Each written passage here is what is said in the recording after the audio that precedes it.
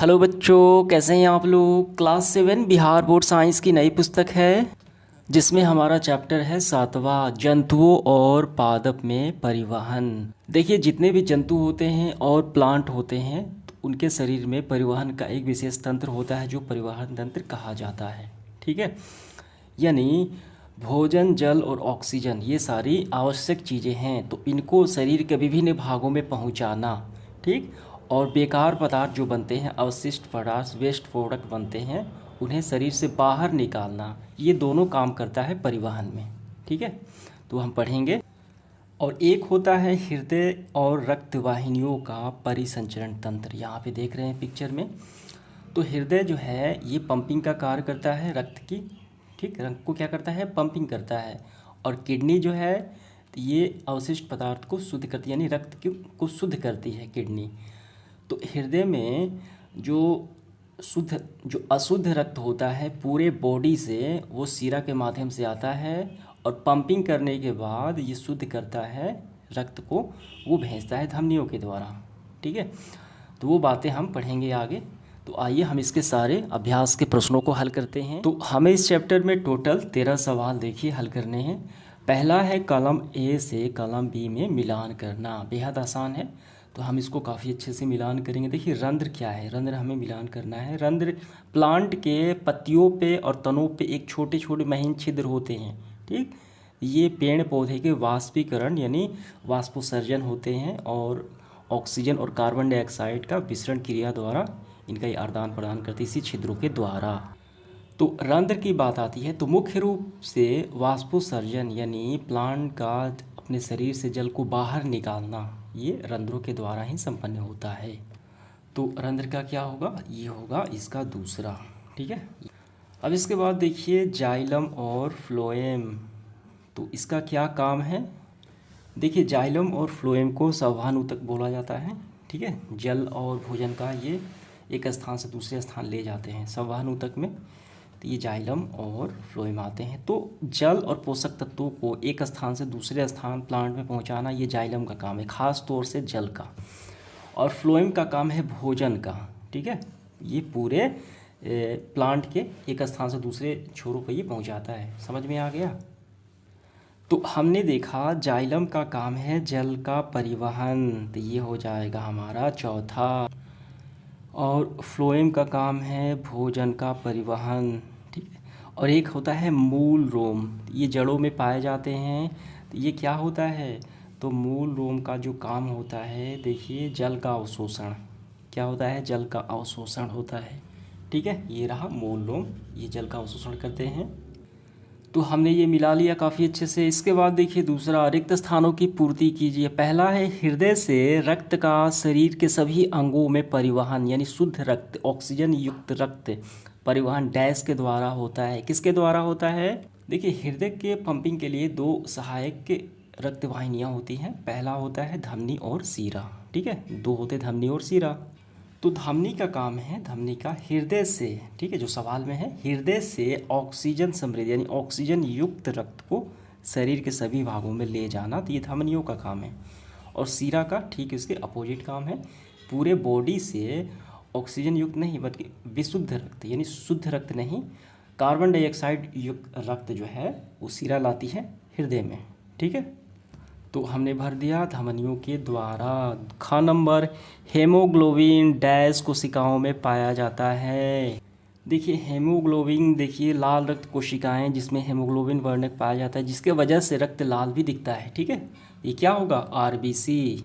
तो सीधे तौर पे हमें भरना है आरबीसी, रेड ब्लड सेल कोशिकाओं में पाया जाता है। ग, धमनियों और शिराएं डैश के जाल से जुड़ी होती है, तो ये कोशिकाओं के जाल से जुड़ी होती हैं।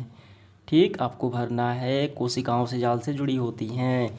घ नंबर देखिए, हृदय का लयबद्ध विस्तार और संकुचन डैश कहलाता है, तो इसको बोला जाता है हार्ट बीट। ठीक है, यानी दिल का धड़कना, हृदय स्पंदन बोला जाता है लयबद्ध तरीके से। ठीक, एक लय में होता है, तो हृदय स्पंदन ही बोले या हार्ट बीट आप बोल सकते हैं। तो हमने भर लिया हार्ट बीट। इसके बाद 4 नंबर देखिए, मानव शरीर के प्रमुख उत्सर्जी उत्पाद, तो ये मुख्य रूप से होता है, देखिए यूरिन में होता है यूरिया, सबसे ज़्यादा होता है। ठीक है, हमें भरेंगे यूरिया। ठीक, यूरिया हो गया। देखिए ये सारी क्या है, ये सारे अवशिष्ट पदार्थ हैं जो मूत्र द्वारा बाहर निकाल दिए जाते हैं। अगर ये शरीर में रहेंगे तो ये नुकसान पहुंचाएंगे। और एक होता है, देखिए शरीर के रोमों द्वारा, यानी पसीना भी क्या है, ये भी वेस्ट प्रोडक्ट है। ये पसीना जो है, ठीक है, ये भी शरीर से बाहर निकाल दिया जाता है। अगला देखिए, पसीने में जल और डैश होता है। अभी हमने देखा तो पसीने में जल होता है, लवण होता है। ठीक, जल के साथ लवण, तो हम भरेंगे यहाँ पे लवण। इसके बाद देखिए विक, विक मतलब किडनी। विक अवशिष्ट पदार्थ यानी बेकार पदार्थों को जो शरीर में बनते हैं द्रव के रूप में बाहर निकालती है, यानी जल के रूप में बाहर निकालती है। इसे हम क्या कहते हैं, मूत्र कहते हैं, यूरिन। ठीक है, इसमें यूरिया की मात्रा होती है, वही इसका अवशिष्ट पदार्थ है। शरीर में रहेगा तो नुकसान पहुंचाएगा। अब इसके बाद देखिए आखिरी, वृक्षों में बहुत ऊंचाई, अधिक ऊंचाइयों तक जल पहुंचाने के कार्य में डैश द्वारा उत्पन्न चूषण अभिकर्षण बल सहायता करता है। कौन करता है, देखिए यहाँ पे, तो वो सहायता करता है वाष्पोत्सर्जन। ठीक है, अभिकर्षण खिंचाव में ये इसी के द्वारा ही संपन्न हो पाती है। तो हम भर लेंगे यहाँ पे वाष्पोत्सर्जन। इसके बाद देखिए तीसरा सही विकल्प का चयन करना है। पादपों में यानी प्लांट में जल का परिवहन होता है एक स्थान से दूसरे स्थान। अभी हमने देखा जल का होता है जाइलम के द्वारा और भोजन का फ्लोएम के द्वारा। ठीक है, और रंध्र में क्या होता है, वाष्पोत्सर्जन होता है रंध्र के द्वारा। मूल रोम में जल अवशोषण होता है और ये भोजन ग्रहण करता है, तो सीधे तौर पे जाइलम के द्वारा हो गया। ठीक है, समानुतक होते हैं जाइलम और फ्लोएम। ख नंबर, मूलों द्वारा, मूल मतलब जड़, प्लांट के जड़ों द्वारा जल के अवशोषण की दर को बढ़ाया जा सकता है। कैसे, देखिए जल के अवशोषण की दर को हम बढ़ा सकते हैं, उसको हवा डालें। ठीक है, तो इसका होगा पंखे के नीचे रखकर, पंखा चल रहा हो तो उसके नीचे रखकर कोई भी प्लांट अगर रख दें तो उसका अवशोषण ज़्यादा मात्रा में वो करने लगेगा। क्यों, क्योंकि उसका वाष्पीकरण बढ़ जाएगा। वाष्पीकरण जब बढ़े, तेज हो जाएगा, तो जल का अवशोषण भी तेज हो जाएगा। ठीक है, यानी हवा बहने से वाष्पीकरण हो जाएगा, उसकी दर बढ़ जाएगी। जैसे हम पसीना होता है तो पंखा हम चलाते हैं, तो पसीना का सूखना क्या है, ये वाष्पीकरण ही तो है। ठीक है, तो हवा के नीचे रखने से वाष्पीकरण तेज होगा, तो इसलिए जल का अवशोषण भी तेज हो जाएगा जड़, प्लांट के जड़ से। समझ में आ गया, तो ये तीसरा हो जाएगा। अब इसके बाद देखिए सब्जेक्टिव प्रश्न हमारा है 4 से 13 तक, इसको भी हम लोग हल कर लेते हैं। आइए देखिए इसका चौथा सवाल क्या है, पादपों अथवा जंतुओं, पेड़ पौधे अथवा जंतुओं में पदार्थों का परिवहन क्यों आवश्यक है। यानी उनके शरीर में एक स्थान से कोई पदार्थ को दूसरे स्थान ले जाना, ले आना, ये क्यों जरूरी होता है। ठीक है, परिवहन, ट्रांसपोर्टिंग, वो हमें समझाना है। देखिए ये शुरुआत में ही है कि जो भोजन होता है, जल होता है, ऑक्सीजन होता है, ये शरीर के सभी भागों में, सभी कोशिकाओं में इसको पहुंचाया जाता है, तभी तो शरीर हमारा जीवित रह पाएगा, चाहे जंतु हो चाहे प्लांट हो। और जो बेकार पदार्थ बनते हैं, उत्सर्जी पदार्थ बनते हैं, वो उत्सर्जन क्रिया द्वारा, उत्सर्जी अंगों द्वारा उसको बाहर निकाल दिया जाता है। जैसे कि ब्लड की सफाई हो जाती है तो यूरिया उसमें प्राप्त हो जाता है किडनी द्वारा, तो समुद्र द्वारा बाहर निकाल दिया जाता है। पसीना, कार्बन डाइऑक्साइड, ये सब क्या है, वेस्ट प्रोडक्ट ही तो है। ठीक है, तो कुल मिलाकर जीव को सुचारू रूप से जीवित रखने के लिए और जीवन यापन उसको चलाने के लिए ये परिवहन बहुत ज़रूरी है। समझ में आ गया। देखिए इसका आंसर हम ऐसे करेंगे, अपने शारीरिक क्रिया को करने के लिए सभी जीवों को ऊर्जा की आवश्यकता पड़ती है। बिल्कुल सही बात है। इसके लिए भोजन तथा ऑक्सीजन को शरीर के सभी भागों में पहुंचाया आवश्यक है, उसको पहुंचाना। ऊर्जा हमें भोजन से मिलती है, इसीलिए भोजन और ऑक्सीजन को शरीर के सभी भागों में पहुंचना जरूरी होता है। हमें इसके साथ साथ अवशिष्ट पदार्थ, जो बेकार पदार्थ शरीर बनते हैं, इससे उत्पन्न होने वाले, ठीक है, बिंदु से लेकर जहाँ से वो उत्पन्न होते हैं और इसको शरीर से निष्कासन बिंदु तक पहुँचाने के लिए भी परिवहन की आवश्यकता पड़ती है, ताकि शरीर सुचारू रूप से चल सके, बीमारियां ना हो। इसीलिए सभी जीवों में पदार्थ का परिवहन आवश्यक है, जरूरी है। समझ में आ गया इसको। इसके बाद देखिए दूसरा, क्या होगा यदि रक्त में पट्टिकाणु नहीं होंगे। तो वही होगा, जो पट्टिकाणु कार्य करते हैं वो कार्य होना बंद हो जाएगा। ठीक है, तो पट्टिकाणु का क्या काम है, पट्टिकाणु का काम है रक्त को जमाना। रक्त जम, जैसे कोई दुर्घटना हो जाती है, ठीक, तो चोट लग जाती है, तो रक्त क्या होता है, बहने लगता है। तो वो एक समय आता है, यानी 10-5 मिनट के बाद वो क्या हो जाता है, जम जाता है। तो रक्त का जमाव किसके कारण होता है, रक्त पट्टिकाणु के कारण ही होता है। अगर नहीं रहेगा तो रक्त नहीं जमेगा, खून लगातार बह जाएगा और उस व्यक्ति की मृत्यु हो जाएगी। समझ में आ गया। देखिए यहाँ स्पष्ट कहा गया है कि रक्त का धक्का बनना, ठीक है, अन्य प्रकार के ये पट्टिकाणुओं द्वारा ही होते हैं। जैसे कि यहाँ पे कटे हुए स्थान पर रक्त बहने लगा, कुछ समय बाद देखा होगा रक्त बहना बंद हो जाता है, ठीक। तो ये किसके कारण होता है, रक्त का जमना, ये पट्टिकाणु के कारण होता है। अगर ये नहीं रहेगा तो रक्त नहीं जमेगा। देखिए इसका आंसर हम पाँचवें का ऐसे करेंगे, यदि रक्त में पट्टिकाणु नहीं होंगे तो रक्त का धक्का नहीं जम पाएगा, ठीक। तो शरीर के किसी भाग में अगर चोट लग जाती है तो रक्त लगातार बहते रहेगा, जिससे कि व्यक्ति की मृत्यु हो जाएगी। तो यही परिणाम निकल के आएगा। इसके बाद देखिए अगला सवाल है 6, रंध्र क्या है, रंध्रों के 2 कार्य बताइए। प्लांट के पत्तियों में छोटे छोटे छिद्र होते हैं जिससे स्टोमाटा यानी रंध्र बोला जाता है, ठीक है। इसका काम है, पहला काम है वाष्पोत्सर्जन में, और दूसरा काम है कि पौधे के श्वसन क्रिया जो विसरण द्वारा होती है, ऑक्सीजन और कार्बन डाइऑक्साइड इन्हीं छिद्रों के द्वारा ही तो संपन्न होते हैं। इसका आंसर हम ऐसे लिखेंगे, रंध्र या स्टोमाटा पौधे के पत्तियों और तनों में भी देखिए छोटे होते हैं, तनों में भी पाया जाता है कि सतह पर ऊपरी भागों में पाए जाने वाले सूक्ष्म छिद्र होते हैं, ठीक है। रंध्र हो गए। अब कार्य बताना है, पहला कार्य गैसों का आदान प्रदान यानी ऑक्सीजन और CO2 का, ठीक है, ये रंध्रों के द्वारा ही होते हैं। अब दूसरा है वाष्पोत्सर्जन यानी प्लांट का जल बाहर निकालना, अपने शरीर से जो रिलीज़ करते हैं वायुमंडल में जल प्लांट, वो वाष्पोत्सर्जन उसको बोला जाता है। ये किसके द्वारा होता है, रंध्र के द्वारा ही तो होता है। तो ये हो गया, समझ में आ गया।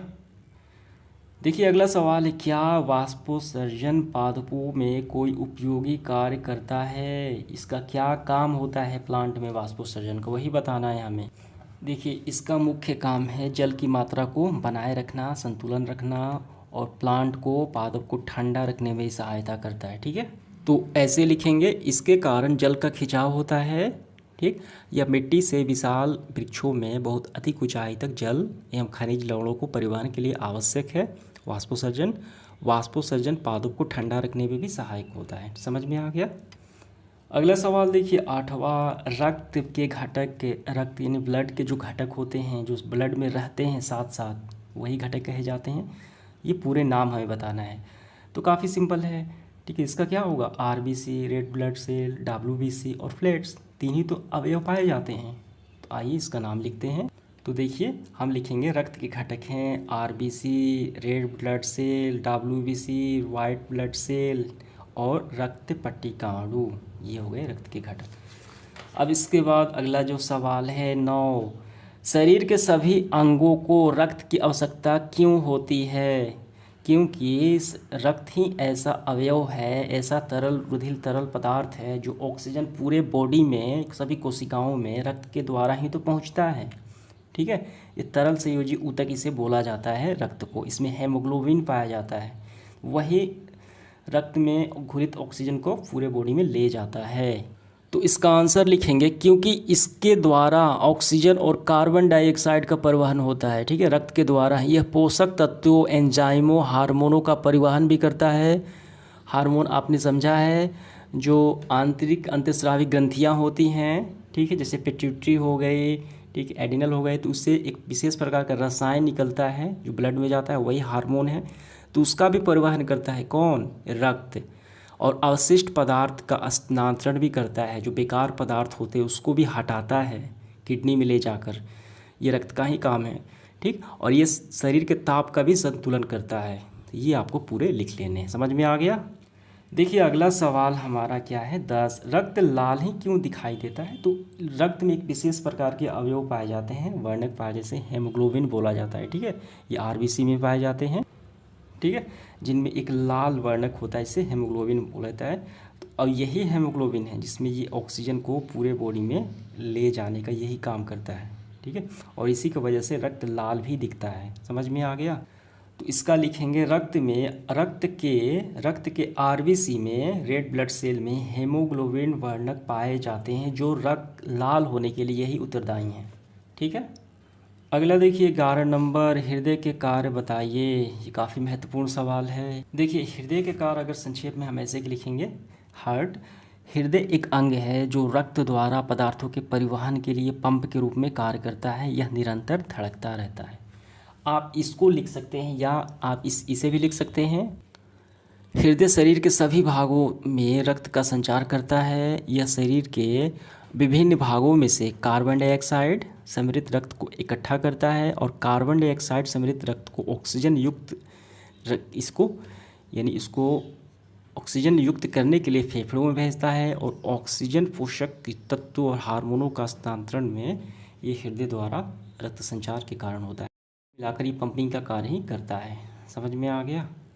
देखिए अगला सवाल, अगला है 12, शरीर द्वारा अवशिष्ट पदार्थों को यानी बेकार पदार्थों को उत्सर्जित करना, इसको बाहर निकालना क्यों जरूरी होता है। इसका आंसर लिखेंगे, शरीर में विभिन्न शारीरिक क्रियाएं होती हैं। इन क्रियाओं के फलस्वरूप विभिन्न अवशिष्ट पदार्थ बनते हैं। ये अवशिष्ट पदार्थ जहरीले होते हैं, ठीक है, और शरीर के लिए हानि पहुंचाते हैं और अतः इसे बाहर निकालना जरूरी, जैसे कि यूरिया, अमोनिया, ठीक, कार्बन डाइऑक्साइड, ये भी क्या है, अवशिष्ट पदार्थ हैं, इसको बाहर निकाला जाता है। अगला है 13, इस सेशन का आखिरी सवाल हमारा, मानव उत्सर्जक तंत्र का चित्र बनाना है, ठीक, और उसे विभिन्न भागों का नाम हमें लिखना है। देखिए ये रहा मानव उत्सर्जन तंत्र, ठीक है। तो ये क्या है, ये किडनी ही है, विक है। तो एक जोड़ा पाया जाता है और इससे जुड़ी होती है मूत्र वाहिनी। इसमें मूत्र इकट्ठा होता है, ठीक है, एक जगह, और ये मूत्र मार्ग हो गया, मूत्ररंध्र हो गया। तो इसे बोला जाता है मानव का उत्सर्जन तंत्र। समझ में आ गया। तो यही पिक्चर आपको ड्रॉ करने हैं और ये पूरा आपका नामकरण भी कर लेना है। तो इस तरीके से हमारा सेशन समाप्त हुआ। धन्यवाद।